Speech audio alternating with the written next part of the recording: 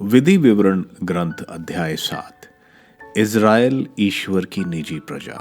जब प्रभु तुम्हारे ईश्वर ने तुमको उस देश में पहुंचा दिया होगा जिसे तुम अपने अधिकार में लेने के लिए प्रवेश करने वाले हो, और जब उसने तुम्हारे सामने से अनेक राष्ट्रों को, हितियों, गिरगाशनियों को, अमोरियों, कनानियों, पराजियों, हिवियों और यबूसियों को भगा दिया होगा, 7 राष्ट्रों को जो तुमसे महान और शक्तिशाली हैं, जब प्रभु तुम्हारे ईश्वर ने उन्हें तुम्हारे हवाले कर दिया होगा, जिससे तुमने उन्हें पराजित किया होगा, तब तुम उनका संहार करोगे।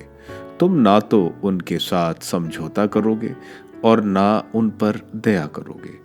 तुम ना तो उनसे विवाह करोगे और ना अपनी पुत्री को उनके पुत्रों को दोगे, और ना अपने पुत्र का विवाह उनकी पुत्री से करोगे, क्योंकि वे तुम्हारे पुत्रों को मुझसे विमुख कर उनसे पराये देवताओं की पूजा करवाएंगी। ऐसा होने पर तुम लोगों पर प्रभु का क्रोध भड़क उठेगा और वह शीघ्र ही तुम्हारा विनाश करेगा।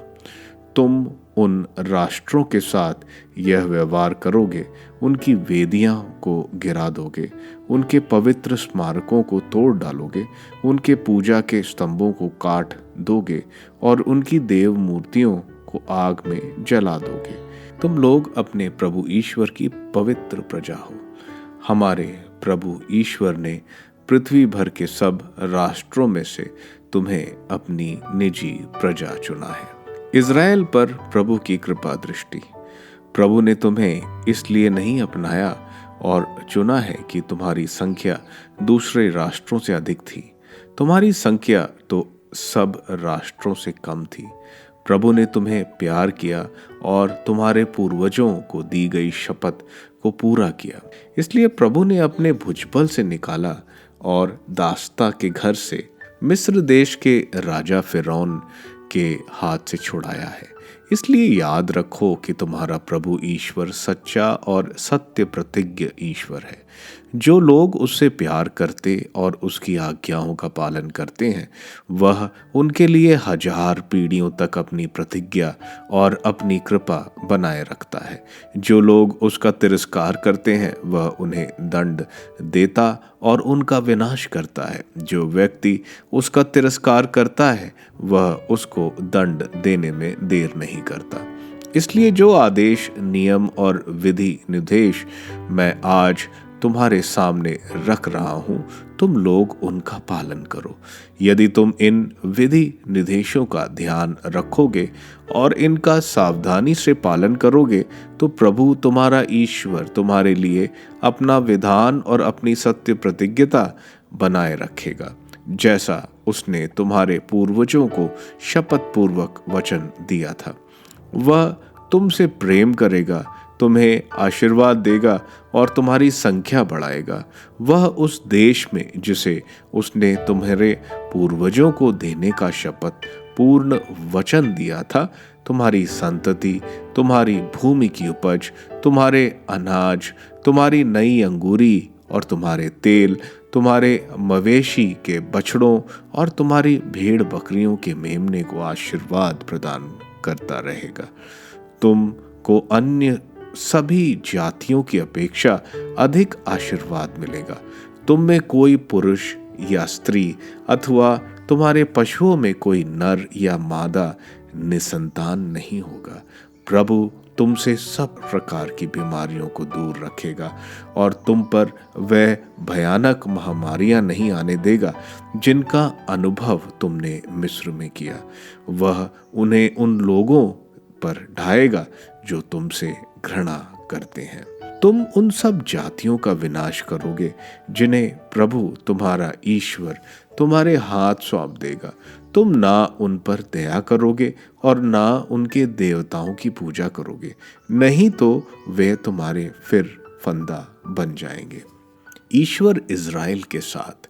संभव है तुम अपने मन में सोचो कि ये जातियां तुमसे बड़ी हैं, तुम इन्हें भगा कैसे सकोगे। पर तुम उनसे नहीं डरो।